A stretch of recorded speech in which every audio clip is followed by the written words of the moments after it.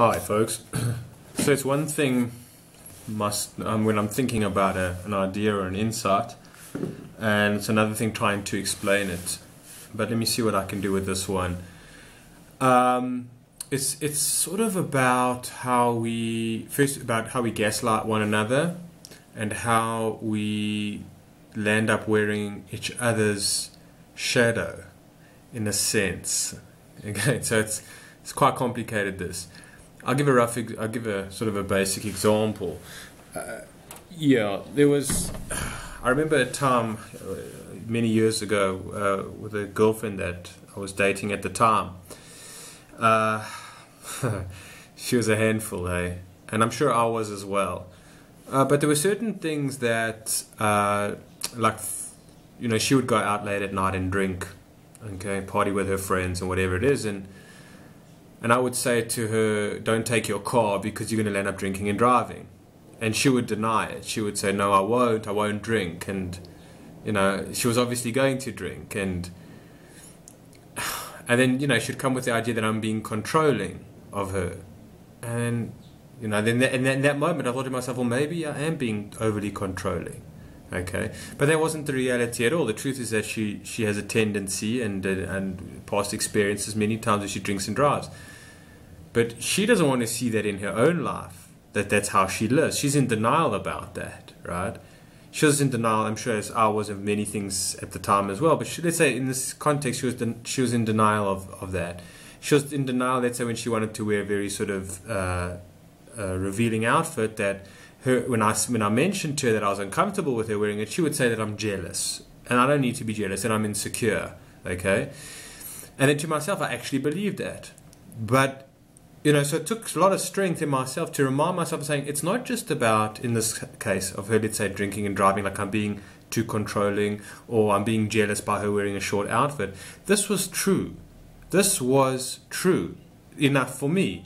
I mean, if I felt that she was really wearing a skimpy outfit, and maybe there was also her sister at the time in the house that said, listen, you really cannot go out looking that way. She's an attractive girl, if I don't say so myself, And so it was two people's opinion, all right? And she would come up with all the excuses for me, she wouldn't agree with me, all right? And so what happened is, let's just say one example. So I said to her, don't take your car because you're going to drink and drive. And she would say, no, I'm not going to drink and drive. I'm only going at 4 o'clock to a tea party. And anyways, we're going to be back early. And I would say to her, no, you don't know yourself. I don't know why you don't know this, but be realistic, because you know that from that party, somebody else is going to give you a call, and you're going to go to another party, and you're going to let up at some nightclub. You're going to be drinking and driving, and you're going to come home late with come home drinking and driving your car and come home very late. And also, I don't want you coming home very late, right? And so again, it would be she didn't want to have a compromise or see where I was coming from or own up to the fact that she was being irresponsible. Like, she wouldn't see that. And then I was gaslit. I'm saying that the problem was with me. I was being too controlling. I was being too jealous. I remember there was a time when she wanted to buy a cell phone.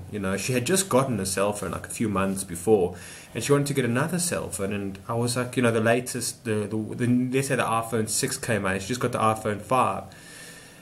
It was a very unhealthy relationship, folks. It was a long time ago, and not long enough. Anyway, and I would say to her, look, you really don't need it. I would try and come in with sense, with rationality, and saying, why do you need it?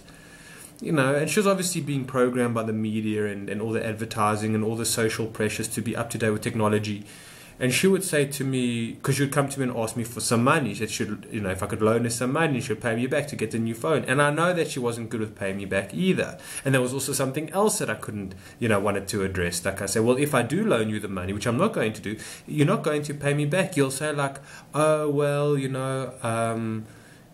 she'd come up with, she had a bit of a sense of humor in a way. And she would come up with some sort of, well, I saved you that money that time because remember you were going to buy something at a shop and then I saw it on sale for you and you saved like 50% or something like that. She would bargain and she would rationalize. Whatever. She wouldn't really stick to her response, her duty, whatever is obligation. Let's say with paying me the money back. And then not only on that, but when I would point out to her that I don't want to loan you the money because I don't think it's necessary for you to buy the phone, she would say that I'm cheap. Okay? And so, you see, folks, I was off gaslight, and I was like, yeah, you're right. You know, firstly, I'm controlling. All right, I'm overly controlling. I'm a very jealous boyfriend. I'm very cheap. I'm pretty much insecure. Okay. Just let's say on those that list of 4 things, which are huge. All right, that I start imagining and start thinking about myself, and start becoming very self-conscious about. Okay, when let's say none of that is the truth. There could be circumstances, obviously, whereby maybe I am also projecting from my own shadow that I can't see. Maybe I am very jealous type, and maybe I do feel insecure that other men might look at her and find her interesting, right? Maybe there could be a projection of sorts. So it's important for me to check myself, obviously, right? And to stick to what I really feel is true. Okay, but I'm saying being aware. Okay, but I'm saying only in the circumstance when you know something in yourself, like who you are, and somebody else is trying to gaslight you. Okay? And what I'm saying is that, or project their shadow onto you. So with my ex-girlfriend, the problem is that she didn't want to see her flaws, and so made me, sort of self-deceive. Okay? And that I wasn't seeing what, it was my imagination. Now, folks, what I'm saying is that we're doing this to each other all the time. Okay, so sorry, coming back. So the parts of herself that she didn't want to see, that she's irresponsible, that she's immature, that she's probably wasteful, that she's spoiled, that she needs to dress very, provocatively to get people's attention. And she did it with that intention in mind. Let's just say, all right, in all fairness, let's just say that she didn't want to look at the fact of how she was behaving and her darkness, all right? And so she would change my mind about it, because this is what I'm seeing. Okay, this is from my perspective, from her boyfriend perspective. So she would gaslight me and change that, because this is not something that she'd want to look at. And folks, what I'm saying is we're gaslighting each other all the time, and we're projecting our own shadow, which I mean shadow is that which we put in the dark, right? That we suppress. We're using that, and we're gaslighting each other. And what I'm saying is that it's becoming part of our personalities. So, like, what do I mean? All right, let's just say a wife says to her husband, "Listen, honey, please try not to drink tonight." Like I'm saying, booze. Let's say, and the wife knows he's an alcoholic. Okay, and she just says to him, "Please, we're having some friends over. All right, I don't want you to get out of hand. It's just last week when we had the Joneses over, you were a handful." And again, the husband will be like, "Ah, man, you're too serious, It's and we had a good time with the Joneses, when really the Joneses didn't have a good time, and they probably don't want to come back either, or something like that. I don't know. But let's say the Joneses are coming back. And so the wife says to the husband, "Please, just drink moderately. Just have 1 or 2 beers, right?" And then, and the husband says, "Oh, I've had a long day. I didn't even want the Joneses over. If I want to have a drink, I can have a drink. You're being too controlling." Or like, "What's wrong with 1 drink?" Right? The husband will say, "I just want to have 1 drink." Completely irrational, because the wife knows. Well, I'm saying, or let me have just one, a case of a 6-pack, 1 6-pack. That's all I'm going to have, right? And again, it's the same thing, manipulation to the wife, saying, "I don't get out of hand. Everybody loves me when I'm drunk anyways, or I don't even get drunk, but when I have a few beers, I let loose, and everybody enjoys my company," but they don't. All right, I mean, saying in reality they don't. But I'm saying the husband's looking to the wife and saying, "Well, you're a killjoy, and you're trying to again control me, and you just don't want to have any fun, or you just something or other, and I can control my habit, and I can have only a few beers and I'm fine," when it's not the truth at all, and history will prove it to be the truth, right? The evidence is there.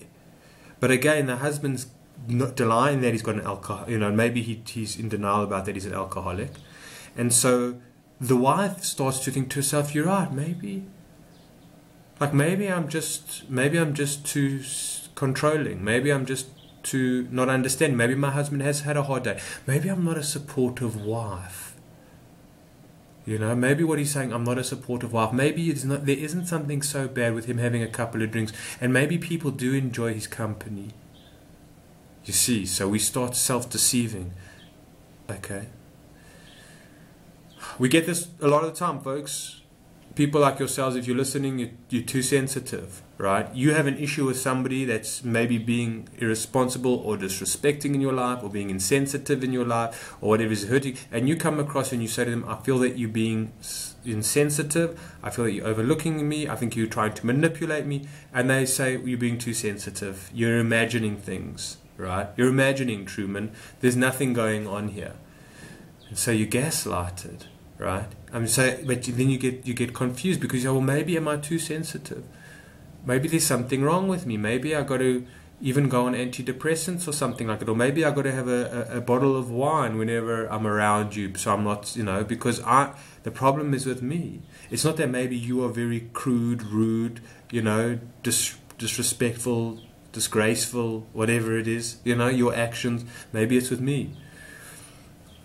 And so again, this cycle, this situation happens, and it's terrible, folks. So we're gaslighting each other all the time. We don't want others to see our shortcomings, our flaws, our irresponsibilities, our immaturity. And so when they do point it out to us, or we point it out to them, we do this to one another, then we try and change their minds about the reality of what they think that they're viewing or understand, right? And this is what we do, and this is how we were raised and brought up as well.